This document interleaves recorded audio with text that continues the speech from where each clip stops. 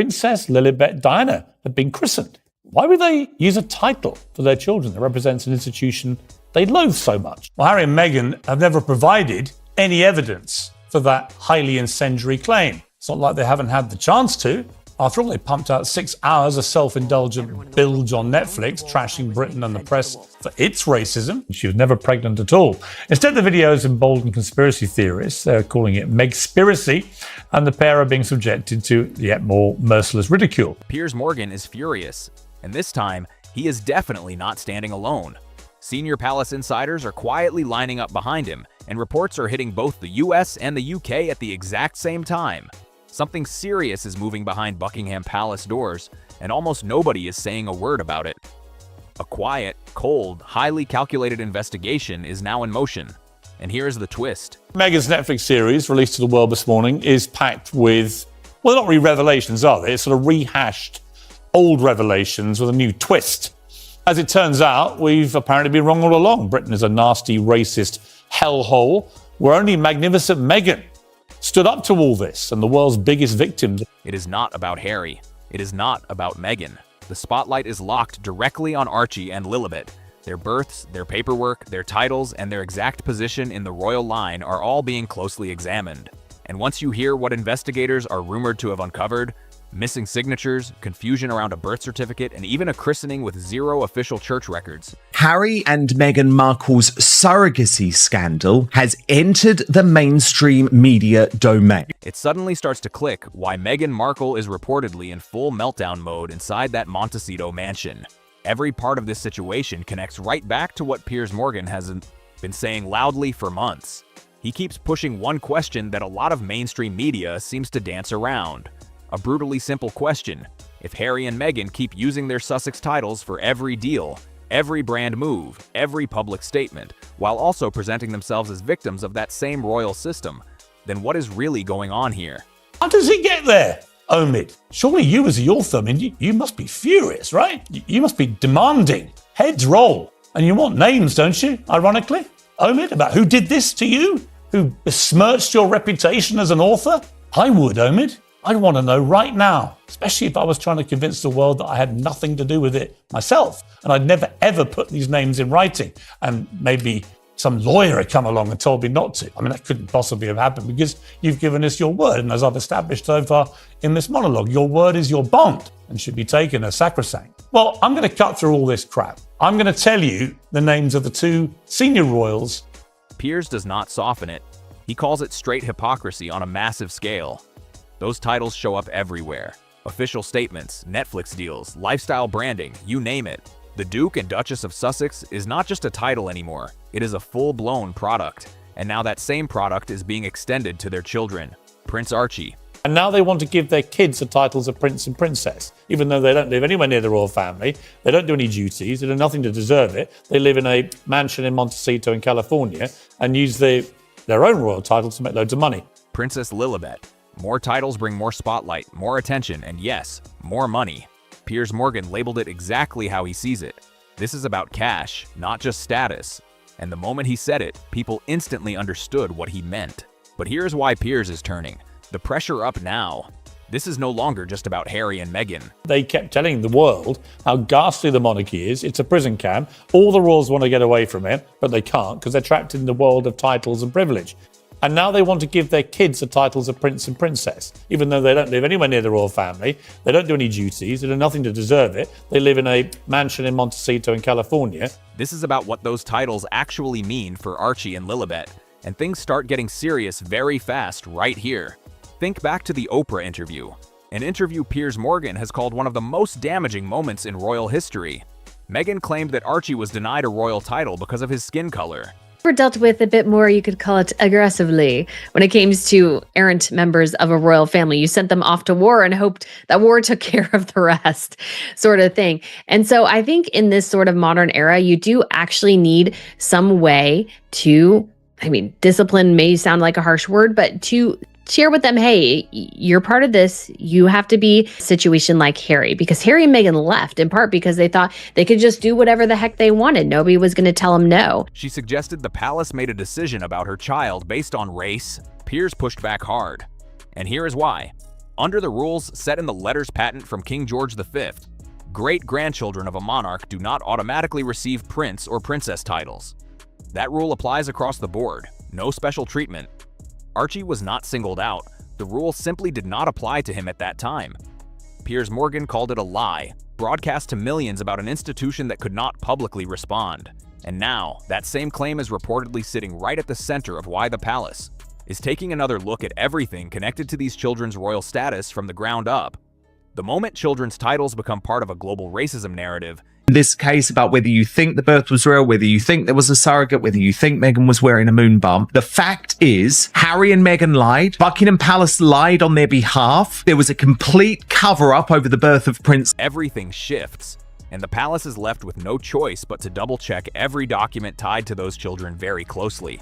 And what they are said to be finding, it is raising serious questions. Now this is where things really start picking up speed, because Piers Morgan is no longer the only voice raising concerns. Breaking reports from News Nation in the United States are now backing up what royal watchers have been hearing for weeks. Prince William is reportedly preparing to strip Harry and Meghan of their royal titles. Harry and Meghan is a bit like criticising the police force. I often criticise the Met Police. My uncle was a commissioner in the Met Police. Doesn't mean that I don't believe in having a police force. You can criticise the monarchy and say, here are the fault lines, and do it clumsily. But why as would well. they want? And Why would they want to inflict on their children royal titles that make them part of the royal family worldwide and expose them to the misery and pain and trauma which Harry tells us he suffers on an hourly basis, normally for large checks, by the way? And insiders are saying it is no longer a question of if, but, and it does not stop with Harry and Meghan. According to the latest reports, William's plan could stretch further to Archie and Lilibet as well, all four of them. Piers Morgan has been pointing to this exact scenario for months, and now it is starting to feel very real. He keeps bringing up the same comparison, Prince Andrew and Sarah Ferguson, two figures who stayed close to the royal name while bringing constant controversy, all while still benefiting from that connection. Do you Putting out think there. if Kate and William did this, Do you think they'd ever release it? if they did, You think Kate do you would think release a people would twerking use, would video, people use headlines heavily like that? pregnant at the bedside? Would people say things like They'd that? say And would The that thing be is, acceptable? these two will sell anything about their privacy. A lot of the royal watchers were complaining that they felt like her posts on social media where she barely shows the kids is almost taunting the king, who doesn't know these children, and how unfair this is. Piers's argument is sharp and straight to the point. The situation is tightening fast for Harry and Meghan. The big money deals are not hitting like they used to. Netflix has gone quiet, the podcast is gone, and newer projects are not landing with the same impact. When income starts slowing down but the royal image is still heavily used, that becomes something the palace cannot ignore. And here is where it gets even more strategic. There are talks that titles could be reviewed across the board, including figures like Beatrice and Eugenie. This crisis won't die down until the irrefutable truth comes out. For Harry and Meghan, it's more a case of never reign and never abstain, especially when it comes to nauseating self-publicity, which invariably backfires. Harry and Meghan playing games that resulted in people unnecessarily questioning things. Again, every toxicity thing is result of them. Prince William doubles down. According to multiple sources, it's now a matter of when, not if, he strips Prince Harry and Meghan Markle of their royal titles. This is not about personal feelings. It is about policy. The principle Piers Morgan keeps repeating is simple. If you are not a full-time working royal, you do not need a royal title. Zara Tindall built a strong, respected life without one. And now the same question is being raised about Archie and Lilibet, children growing up in California, far removed from royal duties and responsibilities. Then comes the detail that is really making people stop and stare. Meghan is reportedly telling people she is ready to take legal action if those titles get removed. She is said to be fully prepared to fight this in court. Piers Morgan's response? So, concerns and conversations about how dark his skin might be when he's born. What? About how dark your baby is going to be? Potentially, and what that would mean or look like. Hold up. There's Stop several right now. There's several conversations There's a about conversation with you it. With Harry. about how dark your baby is going to be? Potentially, and what that would mean or look like. Ooh. Sharp and immediate? What court? You cannot sue the monarch. Titles come from the crown, and they can be taken away by the crown. There is no court in the US or the UK that can step in and force Buckingham Palace to hand titles back. It simply does not work like that. The fact that this is even being talked about has people seriously questioning how far things have shifted behind the scenes in Montecito. There's no racism. No, none at all, and that was actually quite shameful what was said at that time. Let's remember what she said. This is what she told 50 million people around the world. Watch this. I do recall it and regret it. It's worth reminding. The idea of the first member of color in this family not being titled in the same way that other grandchildren would be, it's not their right to take it away.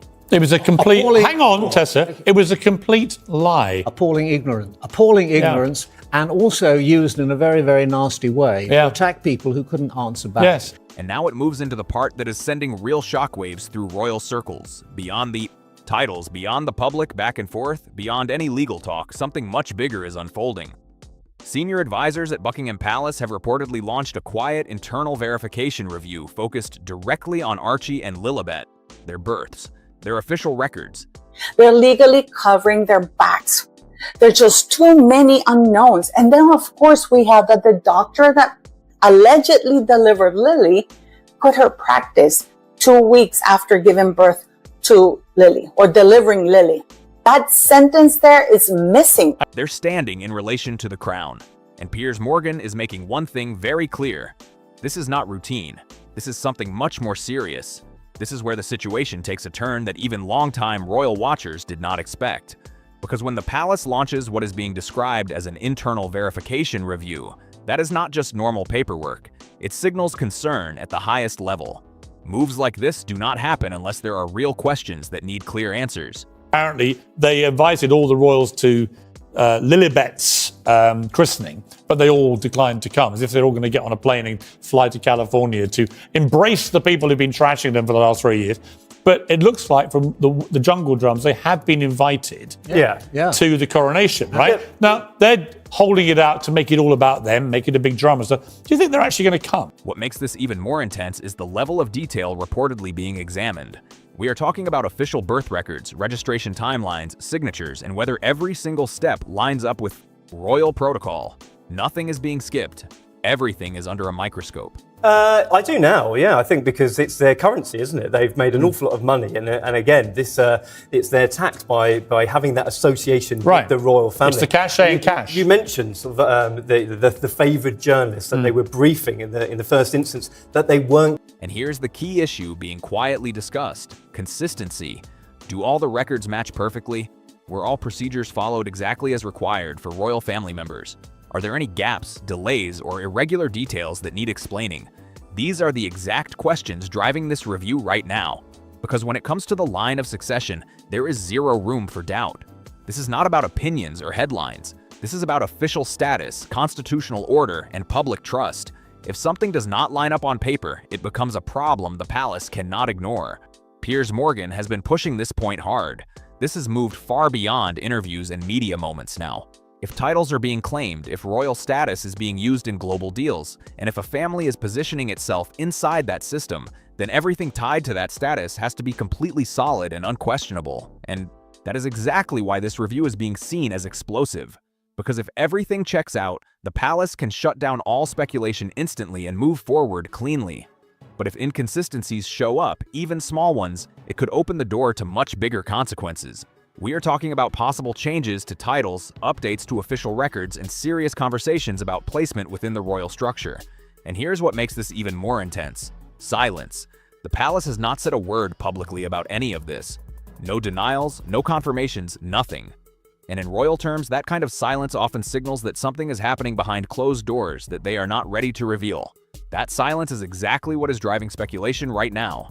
At the same time, public attention is building fast, especially as more reports begin lining up across different outlets.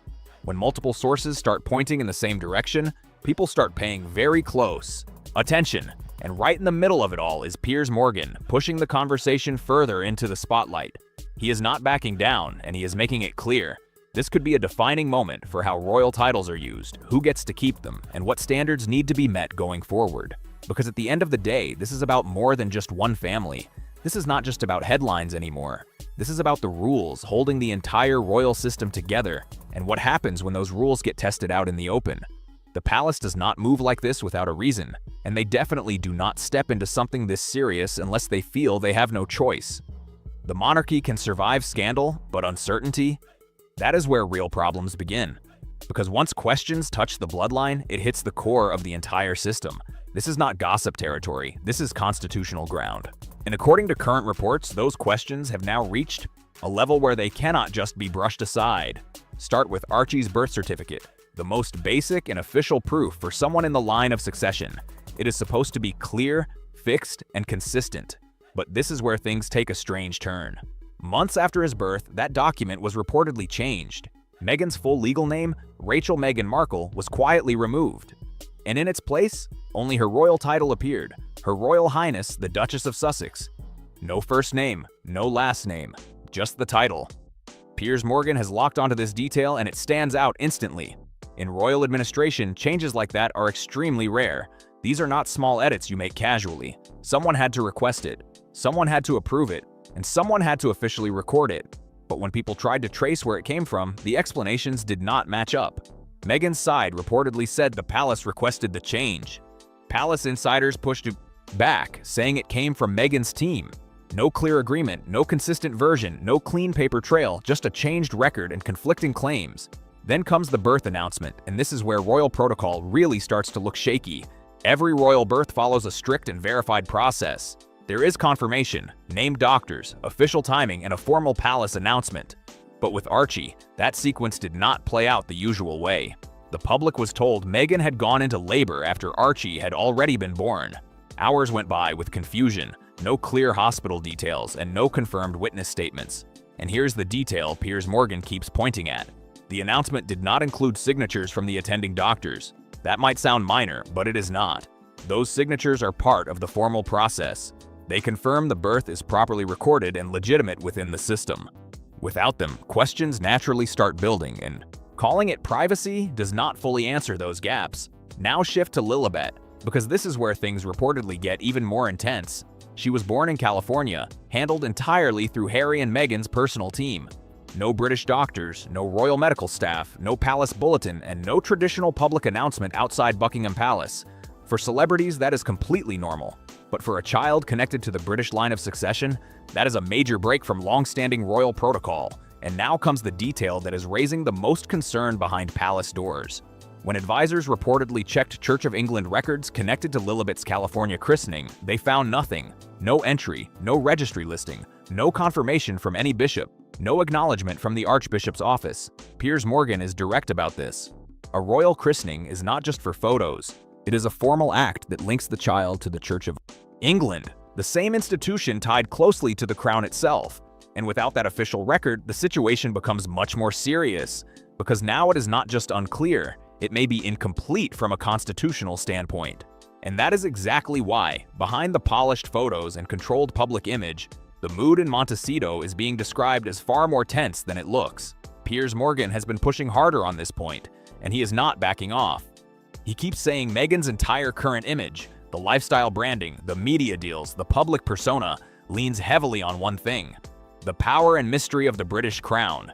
Take the royal children out of that equation and cracks start showing fast.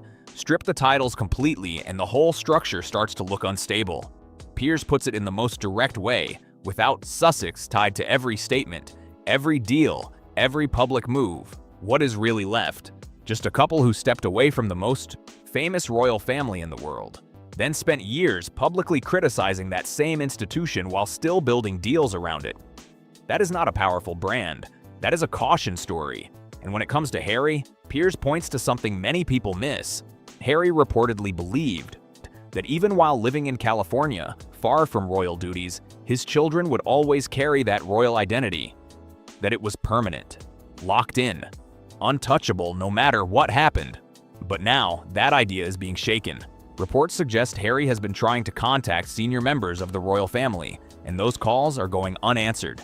Because once the palace steps into constitutional territory, emotions do not lead the way. This becomes about structure, rules, and long-term stability. The review is happening, and nothing Harry or Meghan say publicly can slow it down. Piers Morgan is also turning his focus toward King Charles. In his view, Charles had multiple chances to act firmly and chose not to. After the Oprah interview, no action. After the Netflix series, no action. After Spare, still no action. Each time, Piers repeated the same warning. Delaying decisions only makes the situation grow. And now that bigger situation has arrived, and it is landing right in Prince William's hands. According to Piers, William is far less likely to hesitate.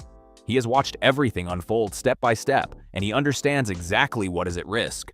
This is not just about family tension. It is about protecting the future of the monarchy itself.